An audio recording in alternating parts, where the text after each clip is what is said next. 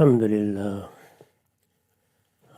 للہ رب العالمین والصلاة والسلام علی محمد الامین فاعوذ باللہ من الشیطان الرجیم بسم اللہ الرحمن الرحیم۔ خواتین و حضرات، ہم سورہ شعراء کی آیت 10 سے درس کی ابتدا کر رہے ہیں۔ اللہ تعالیٰ نے قرآن مجید میں جو طریقہ اختیار کیا ہے اس کے بالکل مطابق پیچھے آفاق کے کچھ پہلوؤں کی طرف توجہ دلائی اور ان سے اپنے مدعا پر استدلال کیا۔ اب تاریخ سے استدلال کیا جا رہا ہے۔ جب ہم کہتے ہیں تاریخ سے تو اس میں پیغمبروں کی تاریخ زیادہ تر زیر بحث ہوتی ہے۔ اللہ تعالیٰ یہ بتاتے ہیں کہ انہوں نے اپنی ہدایت کے لیے جن ہستیوں کو مبعوث کیا، انہوں نے جب اپنی قوموں پر حجت تمام کر دی تو پھر کس طریقے سے ہم نے جزا و سزا کے فیصلے کیے۔ یہ معلوم ہے کہ قرآن مجید کی دعوت اصلاً ایک ہی نقطے پر مرکوز ہے، اور وہ ہے آخرت کی منادی۔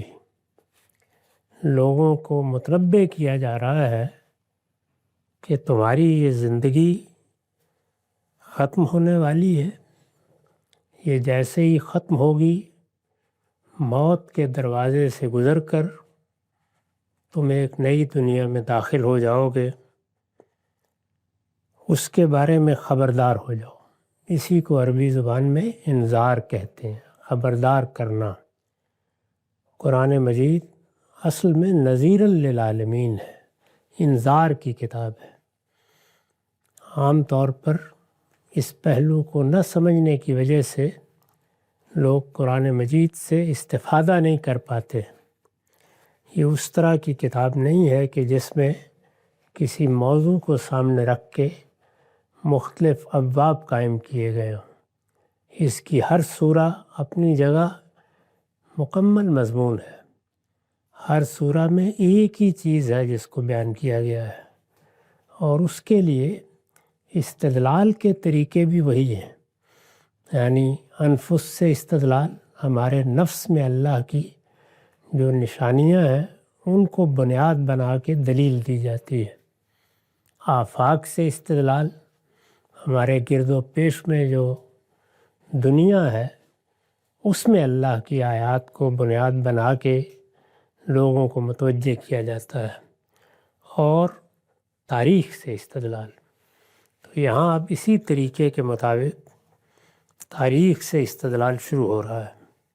ارشاد فرمایا وَإِذْ نَادَى رَبُّكَ مُوسَىٰ أَنِ ائْتِ الْقَوْمَ الظَّالِمِينَ، یعنی اوپر کی بات بیان کر کے ارشاد ہوا انہیں اس وقت کا قصہ سناؤ جب تیرے رب نے موسیٰ کو پکارا کہ تم ظالم قوم کے پاس جاؤ۔ قوم ظالم تھی، دونوں پہلوؤں سے یہ لفظ قرآن میں استعمال ہوتا ہے۔ جب دوسروں پر زیادتی کی جائے، ان کے جان مال آبرو کے خلاف کوئی اقدام کیا جائے، تو اس کو ہم بھی اپنی زبان میں ظلم کہتے ہیں، عربی زبان میں بھی اس کے لیے یہ لفظ استعمال ہوتا ہے۔ ہماری زبان میں بھی عربی زبانی سے آیا ہے، لیکن عربی زبان میں یہ ایک دوسرے معنی میں بھی آتا ہے، اور وہ ہیں ظالم لنفسہ ہی کے، یعنی اپنی جان پر ظلم کرنا، اپنے اوپر ظلم کرنا۔ اس کو بالعموم ہمارے مترجمین اس طرح بیان کرتے ہیں کہ انہوں نے ظلم ڈھایا، اپنے آپ پر ظلم ڈھایا۔ تو یہ دونوں پہلوؤں سے استعمال ہو جاتا ہے، ہر جگہ قرینہ بتاتا ہے کہ کس پہلو سے آیا ہے۔ اس پر میں نے حاشیہ لکھا ہے، یہ دوسری جگہ وضاحت ہے کہ یہ واقعہ یعنی موسیٰ علیہ السلام کو کب پکارا گیا؟ یہاں یہ فرمایا نا کہ نادا ربک، تیرے پروردگار نے پکارا۔ دوسری جگہ وضاحت ہے کہ یہ واقعہ یعنی پکارنے کا واقعہ وادی مقدس طوا میں اس وقت پیش آیا جب موسیٰ علیہ السلام کئی برس کی جلاوطنی کے بعد مدین سے واپس آ رہے تھے۔ یہ معلوم ہے کہ ان کے اپنے وطن میں جہاں وہ پیدا ہوئے پلے بڑے ایک بڑا حادثہ پیش آ گیا تھا، جس میں ان کے ہاتھ سے ایک قبطی قتل ہو گیا۔ چنانچہ اپنی جان بچانے کے لیے وہ وہاں سے فرار ہو گئے تھے۔ مدین کے علاقے میں ان کو پناہ ملی، اسی جگہ انہوں نے نکاح کیا، اور جیسے کہ طے ہوا تھا کم و بیش 8 سال وہ اپنے خسر کی خدمت میں رہے۔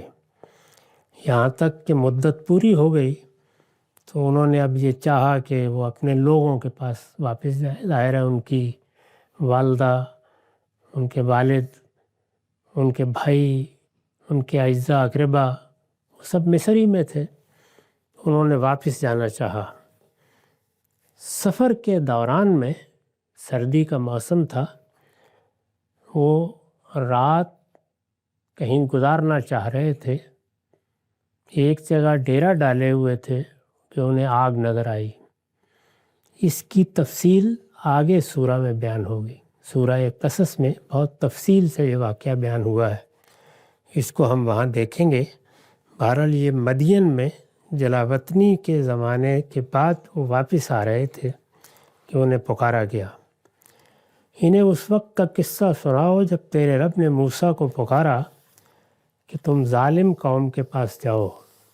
آگے اس کے بدل کے طور پر ارشاد فرمایا قوم فرعون، قوم فرعون کے پاس، یعنی وہ کون سی ظالم قوم تھی؟ فرعون کی قوم۔ الا یتقون، کیا وہ ڈریں گے نہیں؟ یعنی وہ وقت نہیں آ گیا کہ اب انہیں خبردار کیا جائے؟ یہ خبردار کرنا، بیدار کرنا، متنبع کرنا، انہیں آخرت کے عذاب سے ڈرانا، یہی اصل موضوع ہے۔ پیغمبروں کی بعثت کا مقصد بھی یہی ہے، اور قرآن مجید کا اصلی مضمون بھی یہی ہے۔ تو یہ پہلا ہی جملہ دیکھیے کیا ہے کہ الا یتقون، یعنی کیا ان کے لیے یہ وقت نہیں آ گیا کہ انہیں خبردار کر دیا جائے، انہیں متنبع کر دیا جائے؟ الا یتقون، کیا وہ ڈریں گے نہیں؟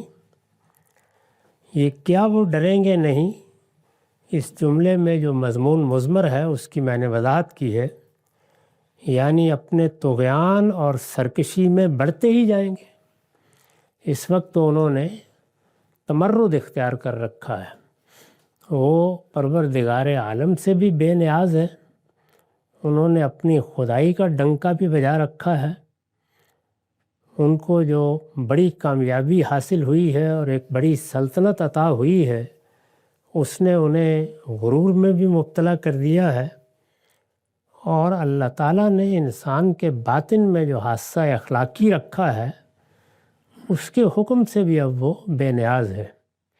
جب یہ سب چیزیں ہو جائیں تو اس کا مطلب ہے طغیان اور سرکشی پیدا ہو گئی ہے، یعنی انسان غلطیاں بھی کرتا ہے، کوتاہیاں ہوتی ہیں اس سے، وہ غفلت کی غلطیاں ہوتی ہیں، کوتاہیاں ہوتی ہیں، کوئی کمزوری وقتی طور پر غلبہ پا لیتی ہے، انسان اپنی خواہشات سے مغلوب ہو جاتا ہے، لیکن وہ جیسے ہی اس صورتحال سے نکلتا ہے تو اس میں ایک ندامت ہوتی ہے، اضطراب ہوتا ہے، وہ اپنے پروردگار کی طرف رجوع چاہتا ہے۔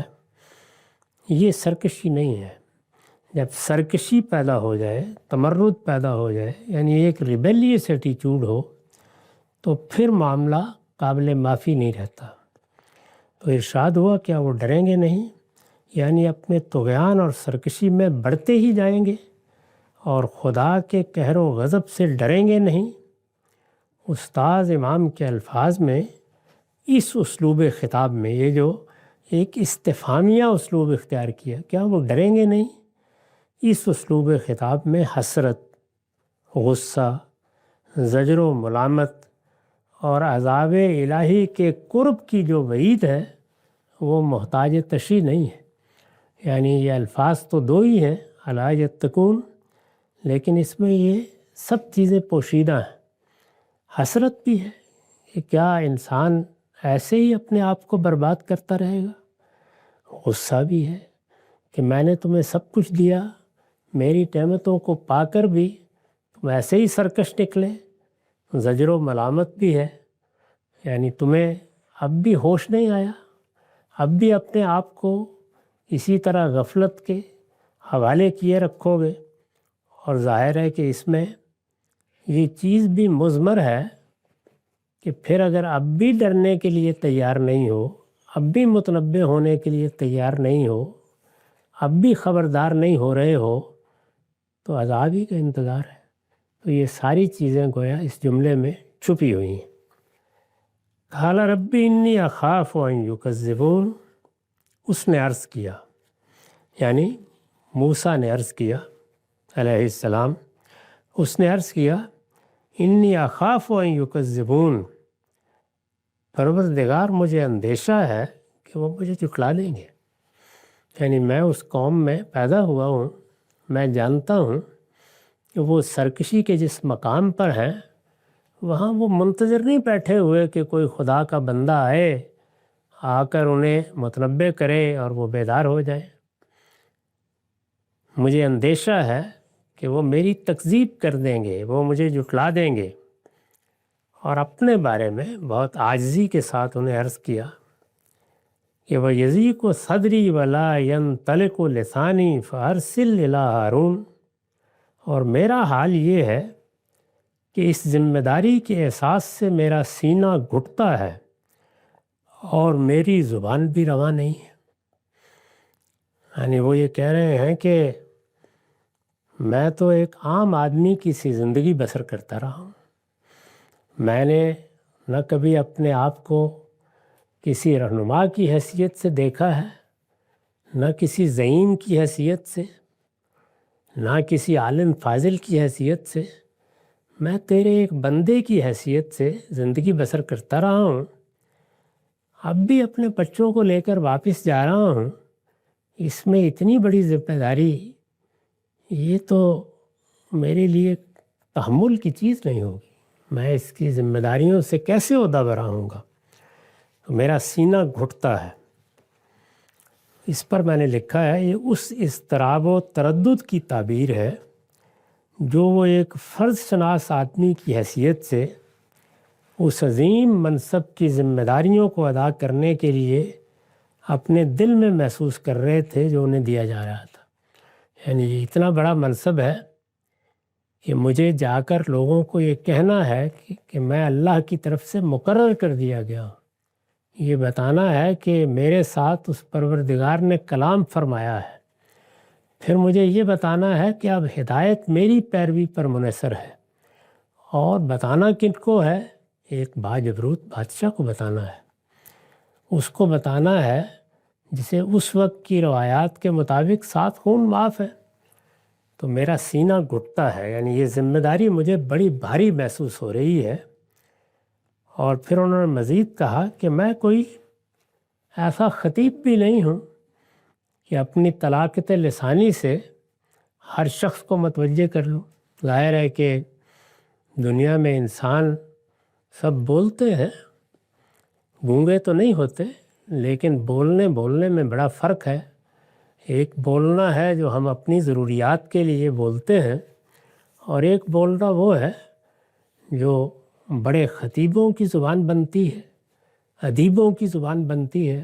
اس زمانے میں سب سے بڑی صلاحیت جو اس طرح کے کسی منصب کے لیے چاہیے تھی وہ خطابت ہی تھی، یعنی آدمی اپنی بات کو رواں کہہ سکے، فصیح اسلوب میں کہہ سکے، بلاغت کے ساتھ اپنی بات پہنچا سکے، اپنی بات اس طرح کہے کہ وہ از دل خیزت بر دل ریزت بن جائے۔ یہ ظاہر ہے کہ غیر معمولی صلاحیت ہوتی ہے بعض لوگوں میں۔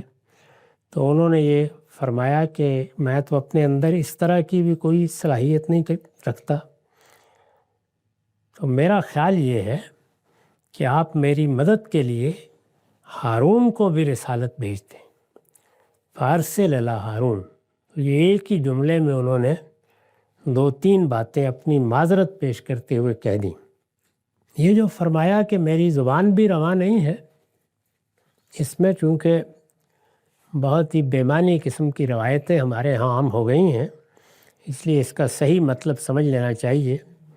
میں نے حاشیہ لکھا ہے، یعنی میں کوئی زبان آور خطیب بھی نہیں ہوں کہ اپنی بات مؤثر طریقے سے مخاطبین تک پہنچا سکوں۔ یہ نہایت خاک سارانہ انداز میں اپنی عاجزی کا اظہار ہے، اس کا کسی جسمانی نقص سے کوئی تعلق نہیں۔ یہ ہم سب بعض اوقات محسوس کرتے ہیں، اور اس وقت یہ ضرورت ہوتی ہے کہ ہماری طرف سے کوئی ایسا آدمی کھڑا ہو کے ہمارا مدعا بیان کر دے جو زیادہ بہتر طریقے پر بات دوسروں تک پہنچا سکے۔ علم کے لحاظ سے بھی فرق ہوتا ہے، زبان و بیان پر قدرت کے لحاظ سے بھی فرق ہوتا ہے، اور بات کی تاثیر کیا ہوگی اس کے لحاظ سے بھی فرق ہوتا ہے۔ تو انہوں نے ان سب پہلوؤں کا لحاظ کر کے یہ بات کہی ہے، یہ کسی جسمانی نقص کا بیان نہیں ہے۔ وَيَضِيقُ صَدْرِي وَلَا يَنطَلِقُ لِسَانِي فَأَرْسِلْ إِلَىٰ ہارون۔ تو آپ ہارون کی طرف رسالت بھیجیں کہ وہ اس کام میں میری مدد کرے۔ دوسری جگہ وضاحت ہے کہ انہوں نے ان کو وزیرم من اہلی کی حیثیت سے مانگا تھا، یعنی یہ نہیں کہا تھا کہ میری جگہ ان کو بھیج دیں، میرے ساتھ ایک مددگار کی حیثیت سے، وزیر کی حیثیت سے۔ وزیر کے بھی یہی معنی ہوتے ہیں جو ذمہ داری کے بوجھ پہ شریک ہو جائے، اس بوجھ کو اٹھا لے۔ اس پر میں نے وضاحت کی ہے، یہودی روایات سے معلوم ہوتا ہے کہ ہارون علیہ السلام نہایت فصیح اللسان آدمی تھے۔ حضرت موسیٰ نے جس اعتماد کے ساتھ ان کا نام لیا ہے، اس سے یہ بات بھی واضح ہوتی ہے کہ اپنے بھائی کو اخلاق و کردار کے لحاظ سے بھی وہ اس منصب کا اہل سمجھتے تھے۔ چنانچہ انہوں نے یہ غیر معمولی درخواست پیش کر دی۔ ان سے پہلے کسی نبی کے بارے میں معلوم نہیں ہے کہ ایک دوسرے نبی کو اس طرح اس کا ساتھی بنا دیا گیا ہو، یعنی یہ بھی معلوم نہیں ہے کہ کسی نے اس طرح کی درخواست کی ہو، اور یہ بھی معلوم نہیں ہے کہ کسی اور کو اس طرح ساتھی بنا کر نبوت دی گئی ہو۔ بہرحال انہوں نے یہ درخواست کر دی۔ اس کو جب ان کے منصب کی ذمہ داریوں کے لحاظ سے تفصیلی بیانات میں دیکھیں گے تو ایک مزید بات بھی واضح ہوگی، اور وہ یہ ہے کہ ذمہ داری کی نوعیت بھی یک گونا نہیں ہے، 2 گونا ہے۔ ایک طرف ایک اجنبی قوم ہے، یعنی اگر قومی لحاظ سے دیکھیں، اگرچہ وہ وہاں پیدا ہوئے ہیں، لیکن بہرحال وہ اسرائیلی قوم نہیں ہے، وہ قبطی قوم ہے، اس کی وہاں حکومت ہے، اور فرعون کے پاس انہیں بھیجا جا رہا ہے جو انہی کا حکمران بھی ہے، ایک باجبروت بادشاہ بھی ہے۔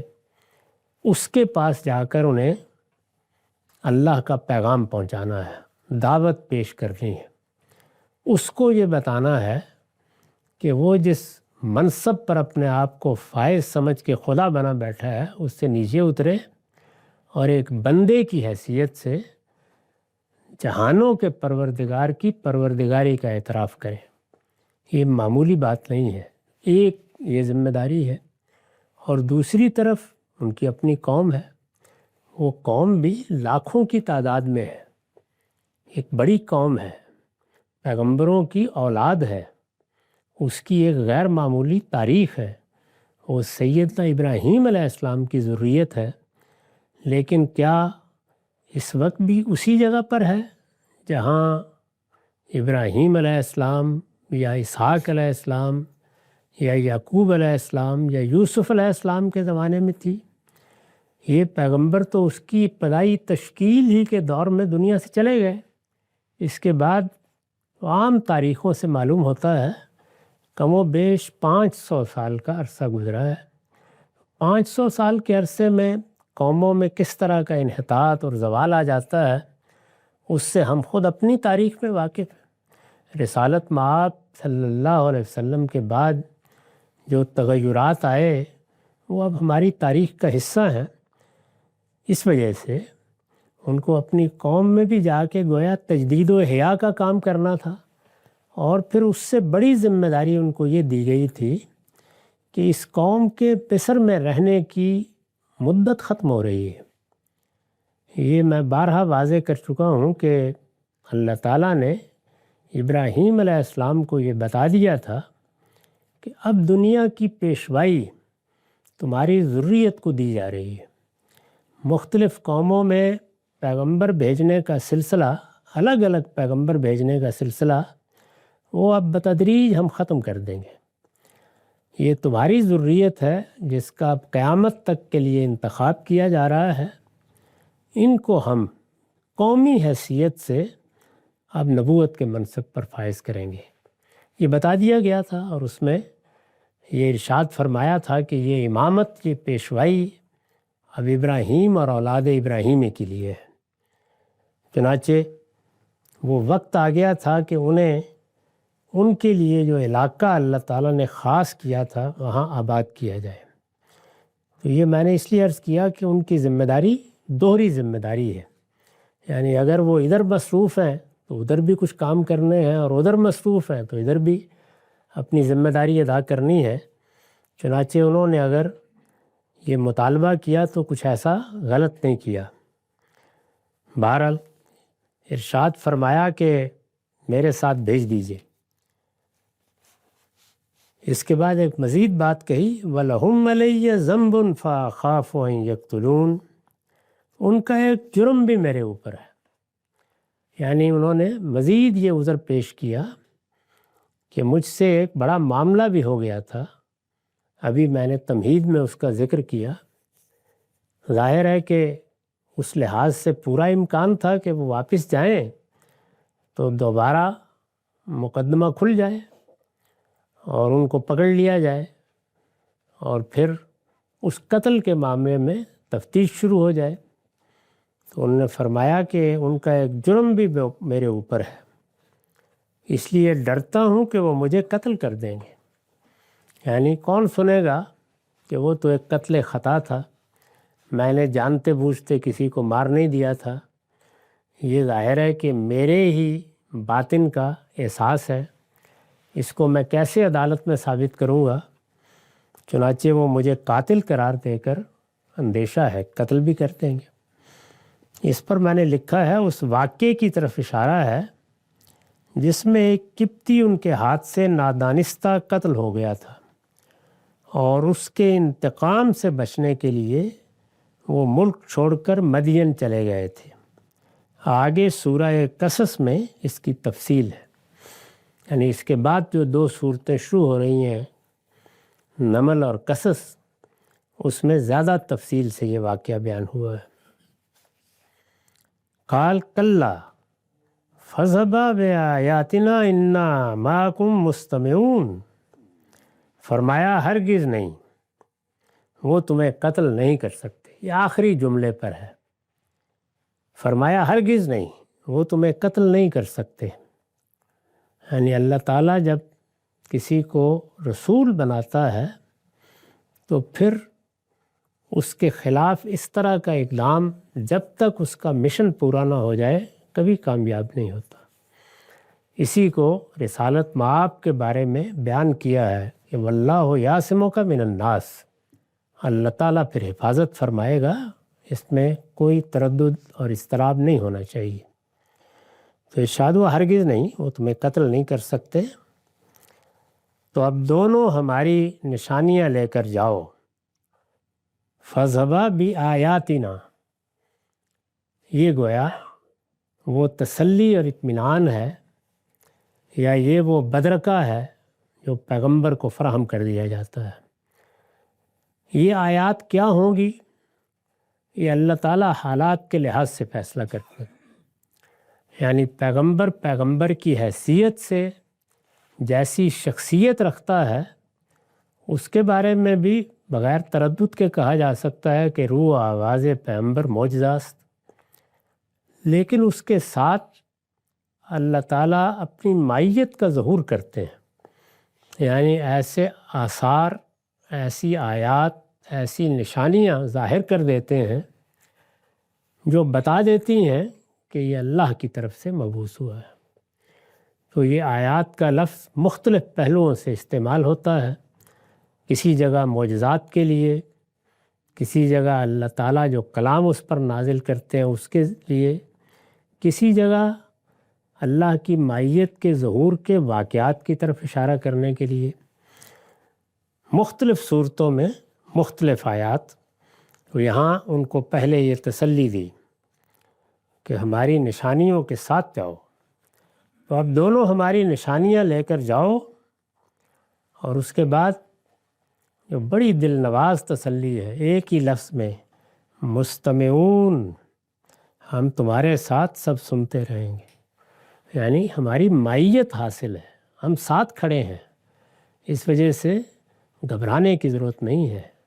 بادشاہ ہے تو ہوا کرے، مصر میں اس کا ڈنکا بجتا ہے تو اس کی ہمیں کیا پرواہ، تم جاؤ، تم جہانوں کے پروردگار کے نمائندے کی حیثیت سے جا رہے ہو، ہم دیکھ رہے ہیں۔ اس پر حاشیہ ہے، یعنی سنتے اور دیکھتے رہیں گے۔ موسیٰ علیہ السلام کو اطمینان دلانے کے لیے ایک بڑے منصب پر فائز کر کے ایک بڑی ذمہ داری کو ادا کرنے کے لیے بھیجا جا رہا ہے، تو ان کو اطمینان دلانے کے لیے یہ نہایت بلیغ فقرہ ہے۔ اس کے اجمال میں، یعنی ہے تو یہ ایک جملہ انا مستمعون، اس میں بھی ظاہر ہے کہ انا معکم کے بعد گویا مائیت کی وضاحت کر دی ہے، تو کہنے کو تو یہ اجمال ہے، لیکن اس میں جو تفصیل مضمر ہے اور اس سے جس سطوت و جلالت اور تحفظ و ضمانت کا اظہار ہوتا ہے وہ محتاج بیان نہیں ہے۔ یعنی دنیا کا پروردگار، جہانوں کا بادشاہ اگر کہیں بیچتے وقت یہ کہے کہ انا معکم مستمعون، تو پھر اور کس چیز کی ضرورت ہے؟ پھر کیا لشکر چاہیے اور کیا ساتھی اور کیا ظہیر چاہیے؟ پھر وہی کافی ہے۔ تو اپنے بندوں کے لیے یہ اس کی غیر معمولی عنایت ہوتی ہے کہ نشانیاں بھی ہیں اور ساتھ یہ تسلی، یہ اطمینان بھی کہ ہم سنتے رہیں گے۔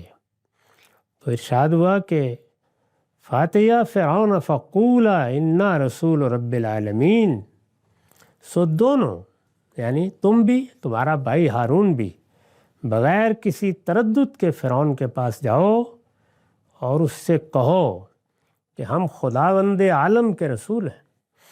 یعنی یہاں تہاں سے اٹھ کے نہیں آ گئے، کوئی اپنا منصوبہ لے کر نہیں آ گئے، کوئی ہم نے مراقبہ کر کے خواب نہیں دیکھ لیا، ہم پروردگار عالم کے پیغامبر کی حیثیت سے آئے ہیں، اور اس سے کہو کہ ہم خداوند عالم کے رسول ہیں، اور جا کر کیا کہو، انرسل معنا بنی اسرائیل، اور اس لیے آئے ہیں کہ تم بنی اسرائیل کو ہمارے ساتھ جانے دو۔